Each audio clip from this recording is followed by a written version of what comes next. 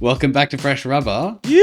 We're back. Welcome back. So back. Welcome to 2026, Gav. I hope you've recharged your batteries That over felt the like summer a year. break. That felt like a year. That felt too long, way too long. And me and Jace just want to say thank you if you're tracking with us. We're out of our rookie year. If you were with us for the first year, we are going double time this year. So lock in and let's talk all year together about all things F1. I kind of feel like we're Hadjar. Like we kind of came in, racing bulls. It's quite a good year. Wasn't perfect. A few scuffles. But this year we've gone up a level, haven't we, Jace? Yeah, well, let's hope our engine gets us the whole way to the end of this podcast, Gav. So we No rattling. Oh man, I think I'd like to jump in on that bat with the rookies or the recent rookies, and I'll include Hadjar in that list because he was a rookie last year. This weekend, the rookies really showed that they were up to the challenge, wouldn't you say? Arvid Lindblad came in, elbows out, get away from me, Max Verstappen, you can't hold me back. Isaac Hadjar qualified P4, P5. And then was holding his own up in the race. Like the rookies, Antonelli, Bortoletto finished in the points. This may be the year of the rookie come good. What do you think? Yeah, it's fascinating, and Hadjar, incredible performance until his car gave up on him. Lindblad, unbelievable performance, putting Lawson, his experienced teammate, to shame. Lindblad's obviously come out of the gates with something to prove, but also with a lot of skill to back it up. I thought that was probably one of the most impressive drives of the race for your first race of your rookie season to come in that hot. But also, we've got our top four teams as usual, to be expected, but also a lot of tussle and pull in the best of the rest, wasn't there? I mean, we had Haas, Racing Bulls, Audi and Alpine all right up next to each other at different points. So like a lot to look forward to this year, to see how some of the best of the rest kind of shake out, right? Did you notice anything in any of the teams? I mean, Audi, P9. I mean, I don't think I expected that. Like I expected Cadillac at the bottom, which they were, but I thought Audi would be somewhere down there. But like you say, Bortoletto in the points, P9. What an achievement. Yeah, absolutely. And he outqualified his much more experienced teammate, Nico Hulkenberg. So he's started the season off well. And I think this might be a trend that we should track through the rest of this season, whether or not the rookies sort of keep the edge over their more experienced teammates. You see with Lindblad, he hasn't won one of the junior Formula Championships. No. But he's been well rated for several years now, and he's come in, and as you say, he's got something to prove. And I think he's desperate and determined to not end up in the same sort of bucket or category as Lawson or as our erstwhile Red Bull second driver Yuki Tsunoda, to come in and sort of peter out and not really distinguish himself in that Racing Bulls environment. I think he's keen to really make a name for himself. And Max Verstappen kind of gave him a gift there in a way, as he was making his way through the pack from near the back right to where he was. He had an opportunity to say, no, look at me. I'm here. I've arrived. Not only is this a really wild and crazy circuit, it's quite an unusual circuit. These cars are clearly a handful to drive, and many of the drivers up and down the grid had challenges all throughout the weekend with various things like not enough power when you need it, too much power when you don't want it, wheels locking coming into the first corner. The cars, the fragility of this new formula is something to contend with, and what's the word for it? It's the sort of finicky. It's a very volatile beast that you've got to tame. And to see the rookies come through and do well is cool. I was hoping that Aston Martin would make it a little bit further into the race than they did, but I suppose we should be pleased that they made it as far as they did and that their drivers didn't end up with permanent fingertip damage. That's the sort of the story that was developing over the weekend with all this vibration issue that they're dealing with through the chassis. What do you make of that sort of unfolding story, Gav, and Well, the train wreck that might be Aston Martin? for those who aren't familiar, Adrian Newey, arguably one of the best designers of F1 cars, moved to Aston Martin in the middle of last year to fully take on the role as team principal. Actually, as a kind of a weird hybrid kind of team principal. But yeah, they've had huge problems with their engine. The engine itself is vibrating so hard that the drivers and the team principal have been worried about nerve damage in their hands and feet. It's basically rattling around in there. It's damaging their batteries. They came with 4 batteries. And by the time the race came around, they only had 2 functioning batteries because the battery was being damaged by the vibrations. And, Aston are pointing the finger at Honda, and Honda are saying, well, look, you haven't designed a chassis that can hold this properly. And so fingers are being pointed. It's a terrible start. It's a diabolical start. And if you look back to 2015, I think those at Aston will be kind of slightly feeling the shades of 2015 when Honda developed an engine for McLaren, which had similar diabolical issues. And it actually took Honda 4 years to get McLaren back up to the front of the pack, and a further 2 years to get into a championship winning position. So it's a really big problem, and probably one of the biggest problems is because of this, they've had so little track time and so few laps to gather data, and we know that data is so important here, that they really are on the back foot. I don't know how this year is going to play out, but I think we should all be deeply sympathetic and also not expecting this to change overnight. I think they're in trouble, Jace, and I think they'll be in trouble for a while. Your call back to McLaren is interesting because it was Alonso who was driving, not in 2015, but in the latter part of that McLaren Honda partnership era. So he has first-hand experience of the difficulties of making a fragile or a difficult power unit work whilst on track. And I think what resolved it for McLaren was actually going to the Mercedes power unit ultimately. So they didn't work it out with Honda. They weren't able to get that done. But Honda, you could say they've got track record of producing a good power unit from their time with Red Bull and the partnership with Incredible Red Bull powertrains. So you'd have to bet on them kind of figuring it out at some point, whether that's midway through the season or midway through next season. Hopefully it's sooner so that we get a competitive Alonso. I think I'm keen to see a more competitive Alonso come and try and challenge the others. But it's not looking good.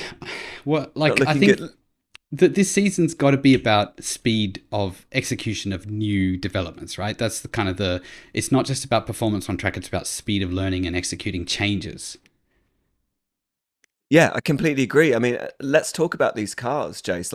Let's get, well, what do the drivers think? I mean, obviously George, he loves it. he's absolutely fine with it. I have a theory that some of the younger drivers are going to be more adept to this, and some of the rookies. Well, there's only one rookie this year, by the way. Lindblad is the only actual rookie on the grid. But some of the younger drivers, I think, are going to be more adept. It's more like a video game. In fact, Charles Leclerc called it like driving in Mario Kart, was his statement in the press pen afterwards. There's something very much for the younger drivers who have grown up on video games, who will almost kind of understand this kind of methodology of driving.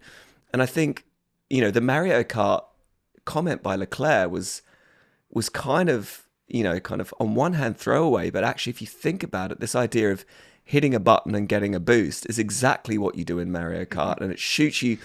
You got to run into a box, a magical box, you get a boost and you hit the boost and you just go flying past. But in Mario Kart, when that power up dissipates, then everyone kind of catches you back up. So he was right on the money when he said driving these cars is like Mario Kart. I think Lando just said they suck.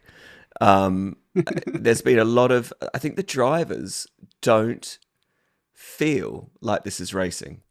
And although George might be very happy, And, to some extent, Leclerc and Lewis have got a car that's very fast off the line, as we saw. We saw Charles Leclerc, power from P4 straight to the front. They've whatever they've got going on is giving them, with the deployment of that energy, a lot of power up front.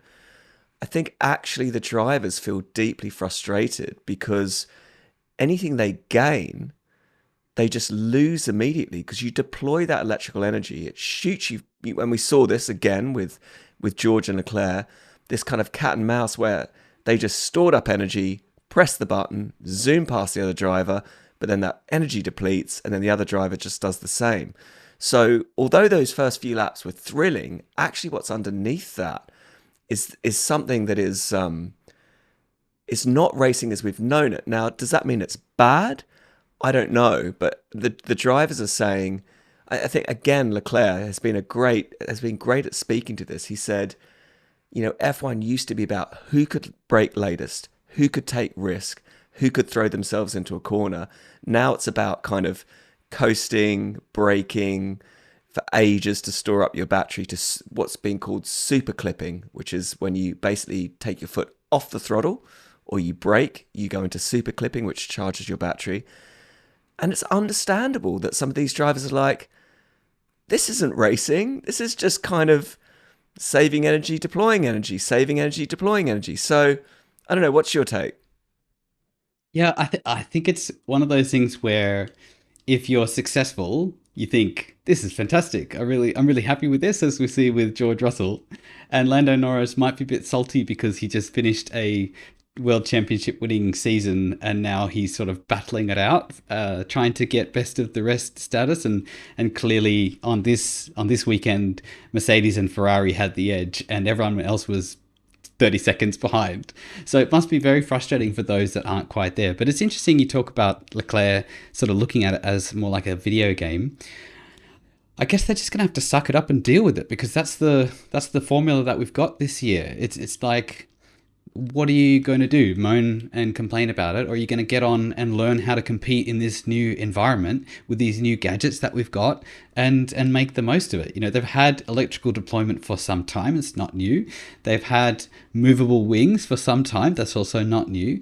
They've had DRS, and they've kind of got that with the active aero, or sorry, the overtake mode. None of it's actually that new. And from the evidence of Sunday, at least, it's kind of exciting. Like, I don't mind if it's pass and then get overtaken again, and sort of a more of a strategic battle. And if you remember, one of my little bugbears from the start of last season was that it took 5 or 6 or 7 races before we had an overtake for the lead on track. I don't want that kind of racing. I don't care what Leclerc or Norris have to say about last year. I quite like a bit more action on track, and the Melbourne Albert Park circuit is a tricky one to do overtaking, especially at the spot where they were doing overtakes. You just don't see that in a previous formula. So But you know what? I'm quite happy with it. Can I speak to this thing about Albert Park and Melbourne? I think what's fascinating about this new energy deployment, this new electrical energy deployment, is that every track will give the cars vastly different amounts of energy deployed. Because as we said, you get your super clipping and your electrical charge from coming off the throttle and through braking, right? And Albert Park happens to be one of the top courses of the year, the top tracks of the year, that's almost flat out the majority of the way. And so actually they didn't have much electrical energy, which makes it really, really tricky with these cars. There's going to be other courses where there's going to be so much braking. I can't think of any, you might know the tracks in the year that have the most kind of lifting off and braking, but those tracks, there's going to be so much energy deployed. So what we're going to see is the teams having to adapt to completely different levels of electrical energy. And that's quite interesting. So yes, I do hear Leclerc, though. I will, to go back to your point, I do hear Leclerc.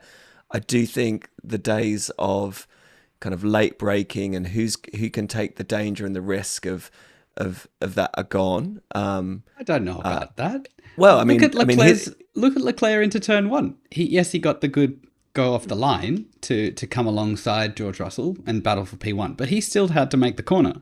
He was quite inside on turn one, on lap one. He still had to make the late braking maneuver and make the corner and stay on track within limits. And then he had to defend like a lion, as Alonso would say.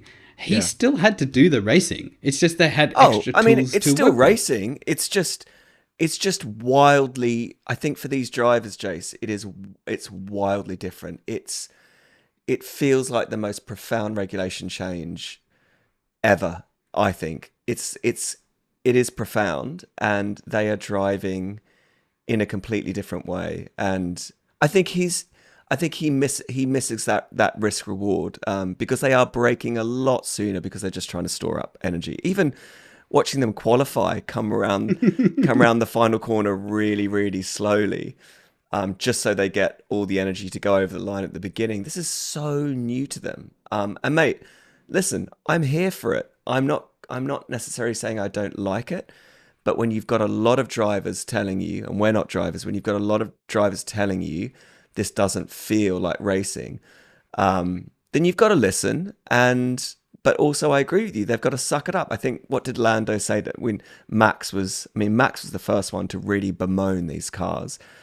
And Lando just said, dude, we get paid millions and millions and millions, like 70 million, 120 million, 170 million a year to drive these cars. Only 22 people in the world get to do them. If you don't like it, bugger off, basically. If you don't like it, it's like no one's forcing you to drive these 50-50 electrical petrol cars. Did you see Verstappen's other comment through the weekend where they were asking him about the formula, and he said, if it was a shopping trolley, and that's what we all had to race in, a shopping trolley, I'd get in a shopping trolley and do my best to win the race. So that made me think, maybe there's a little spin-off there, that Verstappen and the other drivers racing very unusual vehicles to try and see what happens. Did you notice that toward the latter half of the race, there was kind of like a repeat of last year's race, where it was Verstappen trying to catch Norris? And this was just like the sort of closing stages of the 2025 race, only it was P5 and P6. And the other four were like in the next suburb altogether. It's kind of sad in a way. One thing that just maybe for some of our listeners might have flown under the radar, probably not, but just in case, Max Verstappen started P20 in a grid of 22. He ended up P6. Don't for 1 second think that had he not started where he probably should have done, which is like P5, P6, that he wouldn't have been challenging for that win. Look, it's clear that Mercedes, for the moment, probably have the quickest car. Probably. We can talk about what could have been with Ferrari in a minute, but don't for a second think that Max next race won't be right up there challenging. From 20th to 6th, it's clean as you like. Unbelievable racing from him, and I'm actually really. If Red Bull is the third or fourth quickest car, which is yet to be seen, I don't know. It could be the third. It could be ahead of McLaren by the looks of it. By the way, Red Bull have done an amazing job in just 2 years of development on their power unit, haven't they? Everyone was saying they'll be at the back or like in the midfield. There's no way a team can design their own power unit in 2 years and deliver from day one. I think it's safe to say they have. They've exceeded expectations. The car's quick. Might not be the quickest, but it's quick. The most important thing from that is that the drivers were really, Charles, we talked about him a bit, but Hamilton, he was buzzing at the end of the race and throughout the weekend. Finally. Gone are the days from last year where hopefully we don't see a return of them, where he had the longest face and he was just saying, maybe the problem's the driver, maybe I should retire. All of that was gone. It's like different car, different Lewis. He said he wanted the race to continue. He finished almost half a second behind Charles, so he might have been able to catch him, if he'd had a few more laps to do it. He was catching him, my friend. Lewis is back. Lewis is back. And we have to hope that Ferrari can stop the fumbles in the strategy department Oh my. so they can make the most of Jace, this, what they've done with the car. Jace, talk us through the beautiful Ferrari strategy. Okay. Talk us through it. So Charles and George are both battling it out for P1 and P2. Kimi Antonelli and Lewis Hamilton are behind, but not by far, 1 or 2 seconds further down the road, and they're battling for P3, P4. It's around this time, at lap 7 or lap 8, maybe a bit later, where Isaac Hadjar's engine goes pop, and he's out of the race, essentially. So the first big failure during the race, we'll come back to Piastri later, I think. So he pulls off to the side of the road, and we get what's called a virtual safety car, which is where they all drive around slower than usual. They have a time that they need to drive at, and if you Jace, what do we try and do under virtual safety cars, Jace? What do we do under safety cars and virtual safety cars is we change our tires. Yes, we do. Doing it under these conditions is cheaper because you lose less time to your competitors. And what did Ferrari do, Gav? They just kept on trucking, my friend. and then, so they kept on trucking. And then what happens, Jace? What happens a little bit later in the race? Not actually that long later. Well, if I'm thinking of what you're thinking, very soon after, they did pit under actual race conditions, under green flag conditions, and they lost a lot of time. Bottas. Yeah, Bottas. They had a second opportunity. They had a second virtual safety car. Yep. And what did they do, Jace? I think they had actually just gone past the pits at that stage. They hadn't. Did they not? No, they hadn't. There was definitely time to get Hamilton in. And Hamilton was like, guys, what? Maybe, what? Maybe they were still checking what to do. Look, track position is psychologically very powerful to engineers and team principals and those sitting on the monitors. And there's an argument to say you don't give up track position, but they'd fumbled the first one. They got an opportunity for a second virtual safety car. They could have definitely slipped at least Lewis in, split the tactics. One of them. Both times. No, none of them. They could have done one each time. At least. Yep. Yeah, unbelievable. And of course, they pitted under green flag conditions and they lost track position.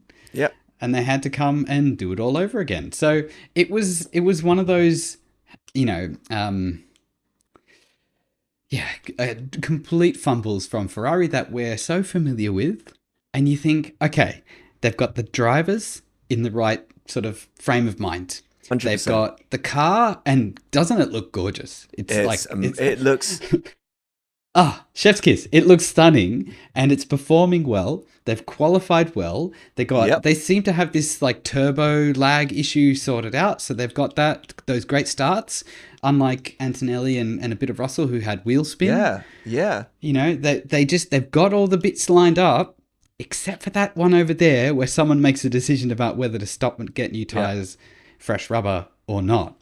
And that's the bit that's going to be the undoing of them. But I did see something the other day which gave me some hope, which is just the universe speaking. Lewis Hamilton has won a World Drivers' Championship in the second year every time he's joined a new team. Oh, Jace, this is good. So this could be his third and, continuing the pattern. Yeah, I love it. Mate, it was a fantastic race, wasn't it? There was so much going on. I've got reams of notes. There's so many things we could talk about. Anything that's top of mind, apart from what we've talked about, that kind of really caught your interest. Anything that surprised you in this race that you weren't expecting. Piastri. Oh yeah, Piastri. I think we got to talk about Piastri. Yeah.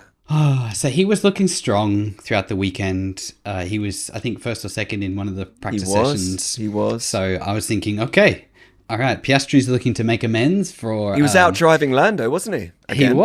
He was. And you think, okay, all right, so the local boys come good. But these machines are fiddly. And from what I've read, it was an unexpected additional 100 kilowatts of energy that he got through his rear axle as he was just driving to the grid. He wasn't Yeah, he wasn't even doing anything spectacular. He wasn't trying to make record time. He wasn't qualifying. This was on his way to the grid before the start of the race. And I think the experience of crashing out of your home race, the opening round of the new season, when Unbelievably bad. he's trying to sort of undo the damage from last year when he came Yeah. so close to winning the Drivers' Championship but failed. And to start the season like that has got to be some pretty big egg on your face for the local Wait, boy. is that what Hadjar did last Australian Grand Prix? Did someone put it in the wall on the way to the Yeah, on the but it was on the who was formation it? lap. It Who was was it? Hadjar. It was Hadjar, yeah. Yep. It Yeah. happens. It happens. I think you're right though. I think these cars like um kick like a mule. Like we saw Max in quali. The reason Max started 20th is because he kind of went to brake into a corner and his rear axle just locked up, and that's not Max's bad driving. That is kind of the way these cars are going to have to be tamed. They're unruly. They deploy huge amounts of power. They're kicking back against these drivers. I'm surprised we didn't see more offs, to be honest. I mean, I think Martin Yeah. Brundle suggested that he'd be surprised if 12 drivers made it across the line in the end. I don't know how many we had across the line in the end, but we had, I don't know, like 18 Yeah, across the line. we had six retirements or did not start. Like Nico Hulkenberg didn't start and Piastri didn't start, and then we had Okay. only four retirements. So it's a quarter of the grid, but it's a lot less than you might have expected, considering just how different these cars are. All the wizardry, the gadgets, and all those sorts of things. Yeah, funny that. Kimi Antonelli came good, started second, finished second. Very pleased. Great start to the season for him. I mean, that was nothing short of phenomenal. For those, again, who didn't watch quali, he wiped out in quali. He totaled his car in quali. It was, sorry, No, in third practice. in third, sorry, correction. In third practice, he wiped out his car. You should have seen Toto Wolff's face. I think someone posted a meme saying you're going to be seeing a lot of this guy's the picture of Toto Wolff. You're going to see a lot of this guy's face this year. But yeah, so he put his car on the wall in FP3. His side of the garage, I think, probably had 4.5 hours, and oh my gosh, the state of that car, wheels hanging off front and back, just the nose of the car just destroyed. They had 4.5 hours to put this thing back together, and they did. And actually, the only reason he made it into Q1 was because of the extra time, because Max crashed out in FP1, so in Q1. So Mercedes were very lucky that Max wiped out. Otherwise, I don't think Kimi would have gotten the grid. But once he got in the grid, Before he got on the grid, when he came out for his first lap in Q1, I was thinking, he probably will leave a bit of margin. He'll try and get into the top 15, 16 cars, but he'll just take it easy. He came out and his lap was a P2 lap for Q1. Yeah. So he's got that racing mindset. It's full beans or go home, and there's no point just kind of coming here and half-heartedly trying. But so the other thing, so impressive, isn't it? Because so many drivers would be so rattled by that. Yeah, that they'd just absolutely. be, like you say, they'd just be like, oh, I'm just going to like play it safe. Maybe get P10, P8, P12, depending on how the car responds. But you're so right, Jace. The psychological strength to come out of an accident like that 4.5 hours prior and then put it P2 on the grid is just... It's such a sign of I guess, what Toto and Mercedes saw in him. Yes, he's made a few errors. He had a really hard first half of the season last year, but it came so good for him, and I don't see it. Do you know what? I would love to see him challenge George, because just George on the radio, just the cringe is just. I'd love it. 'Cause someone kind of recently said it's like George is already, after the first race, walking around the paddock like he's already won the season. Man. Just Oh, you know. man. And I was thinking after he's after the the bookie's race. favourite. I'm I'm going to bet against it. He's been his own favourite for some time now. Don't For forget, so long. Gav. I think the thing that struck me as I was watching the post race interviews with them was, I think we're going to have a bit of a tough time this season, Gav. If George Russell's putting it on pole and winning each race, it's gonna be tough to show up each round and sort of find ways to avoid talking about the cringe factor that comes off George Russell each Yeah. time, because it's just it's horrible. The other thing that struck me watching the post race interviews was how nonplussed Kimi was. It was like, yeah, I guess that happened. That's what the plan was. They Mercedes probably do have themselves in the favourite seat as well for this year, thinking that this is their moment. I wonder, Gav, and I'd love to get your view on this. Do you think Lewis regrets it at all, leaving for Oh, Ferrari? well, he wouldn't have been there this year anyway because Mercedes only offered him one more year, and that was a big part of his move to Ferrari. I think that was him saying, I need more from you, Mercedes, than 1 year. So last year would have been likely his final year at Mercedes.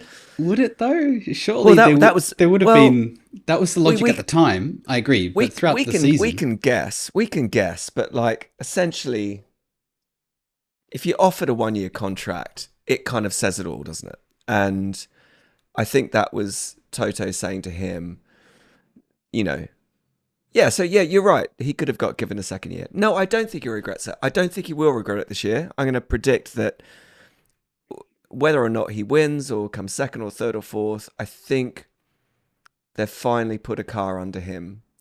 I'm so glad it's not a ground effect car. It's a different car.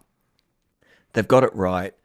If this is Lewis's final year, or final couple of years, I'm so grateful they've put a decent car because it was so nice to see him right up next to Charles, all the way through the race. And I think I'd love to see that this year. I'd love to see Charles and Hamilton going toe to toe because last year, like Leclerc just wiped the floor with him. So, yeah.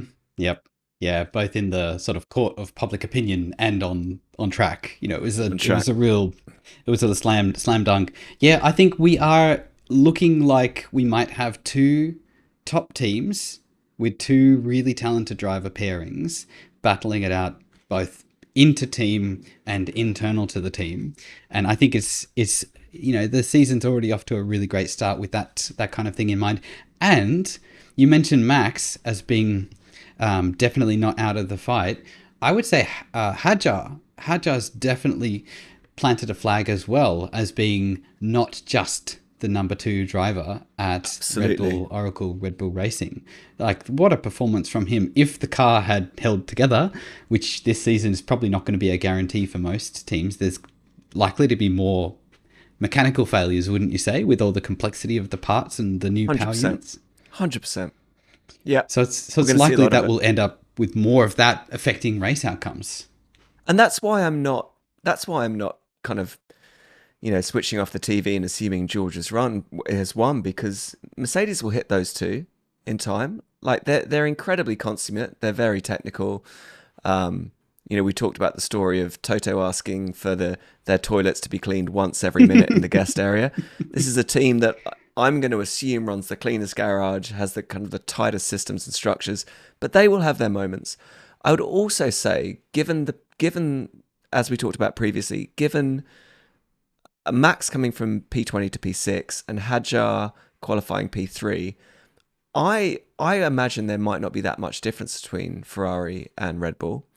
So I think we've got 3 teams, and it's yet to be seen. Like McLaren are incredibly good, or have become in recent years incredibly good at developing through the season.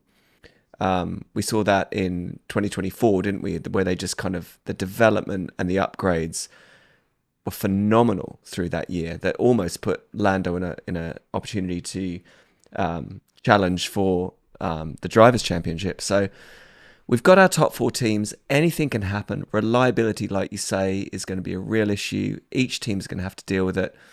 And I'm just so excited. I hope that lead driver changes numerous times through this year, and we don't, like you say, just have George run away with it.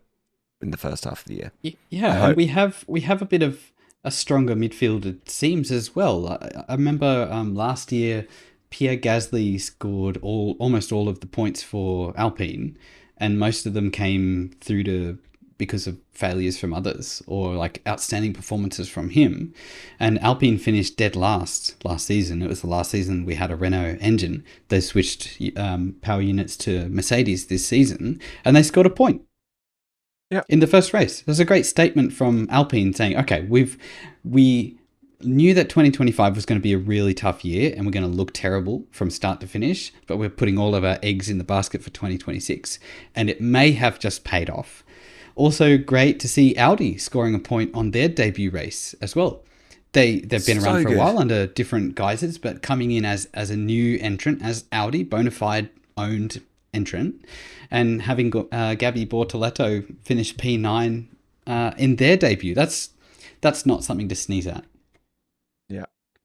Super exciting year ahead. Super exciting year ahead.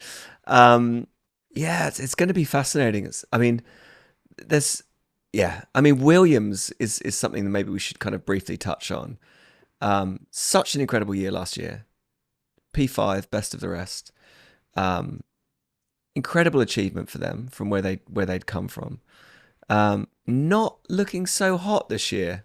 If the first race, I mean, what do you see as the defining features of them struggling in this first race? Well, I didn't really clock what was going on with science. So if you've got a better handle on that, love to hear it. No, I was just No. watching the front. Yeah.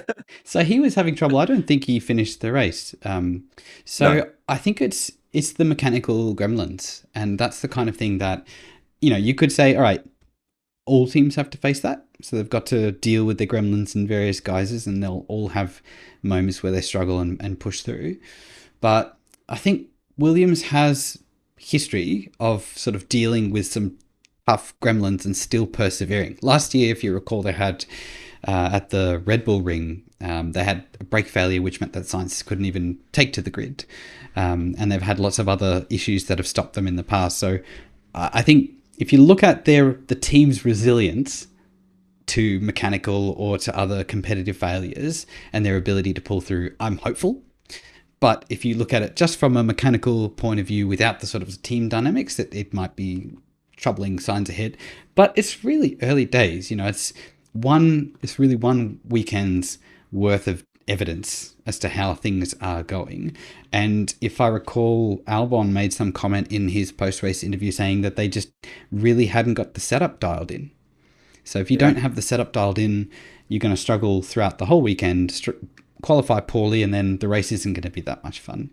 So when it comes to sprint weekends, then that's an even Well, this bigger was challenge. this was going to be it is kind of madness that they put the second race, next week's race, um, as a sprint weekend with these new regulations. I mean, the teams are only going to get one practice session and they're going to be straight into sprint. It's absolutely nuts. They could have left it 3 or 4 races in, but they didn't. Like, it's in a moment where these teams need as much data and information as they can get. They need every minute of FP1, 2, and 3. They're chucking them the second race of the season into a sprint. I mean, again, I'm not complaining. I'm here for it. It's going to be carnage, isn't it, in China? It is going to be absolute carnage. We I have can't seen wait. carnage there before. The other thing about the sprint is that I think at some circuits, it really ruins the main race because Yeah. the sprint is just like one stint of a main race. So you kind of see what the main race is likely to be like. Except, actually, Do you know what I was I thinking? correct myself. Last year they made setup changes, didn't they, Ferrari? And they went from P1, P2 on the grid to further back, right? If I had a memory like yours, I'd be able to agree with you. I don't, but thanks for that intel. What I kind of wonder whether Ferrari might have quite a lot of fun in the sprint purely because of that speed off the line, and because they don't have to defend it for 3 stints, or kind of for over 60 laps or so. Oh. But I the downshifting at the end of the straight, Gav, Yeah. oh, that to me, that's mega cringe. The whole concept of when you get to the end of the straight, your battery's gone, and in order for you to keep going fast, you have to downshift. If Wait, anything, wait. that seems like that's not racing to me. That's exactly what Leclerc said that you disagreed with 20 minutes ago. He was saying this isn't racing. This is downshifting into corners. This isn't whoever can brake last. Okay, so there we go. You've come full circle. Gavin. I'm not a Mario Kart character. I am a human being. But I think I'm coming at it more from a fan perspective than from a driving perspective. I think maybe, hey, why don't we just get rid of the electrical components of our race cars and just have bog standard V10 screamy engines again? I think that would be a wonderful thing instead of having all this wizardry in the mix. And maybe by the end of this regulation set, we'll know the direction that F1's going, whether it's going to continue from 20% to 50% to 80% and eventually 100% of electrical power, or if they'll realize that the fandom cares about the grunt, not just the gadgetry. And the style of racing. Yeah. Yeah. Yep. Very interesting. We shall see. Yeah. Oh, man. Well, I guess we should be grateful that the season is back and excited that we've got more of this wonderful thing in just a couple of days' time.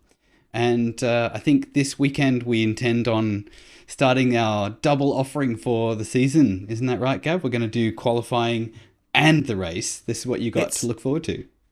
It's just too much for my brain to hold the thrill of qualifying and everything that, and just knowing how important qualifying is. Yeah, we've decided that we'll do a short 20-minute kind of catch you up on quali if you missed it, or just if you want to hear us ramble on about it, and then we'll hit you with the race a couple of days later. But super excited for that. Can't wait, mate. Well, let's leave it there, and I'll see you after qualifying in China in just a few days' time. Ni hao.